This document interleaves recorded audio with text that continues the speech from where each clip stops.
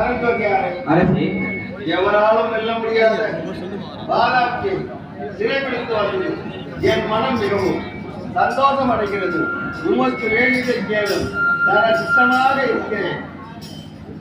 அரசே, பரஞ்சோதியாரே, என் மனதில் வெகு நாட்களாக ஒரு ஆசை இருந்தது.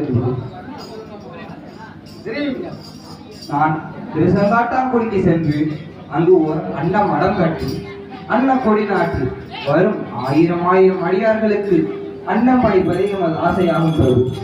பரஞ்சோதியாரே, நமது களத்திற்கு உள்ள பொன் பொருள்கள் அனைத்தையும் எடுத்துச் சென்று உன் மனம் போல் திருசங்காட்டாங்குடி சென்று அன்ன மரம் கட்டி அன்ன கொடி நாட்டி தினம் ஒன்றுக்கு 1000 அடியார்களுக்கு அன்னதானம் செய்யும்.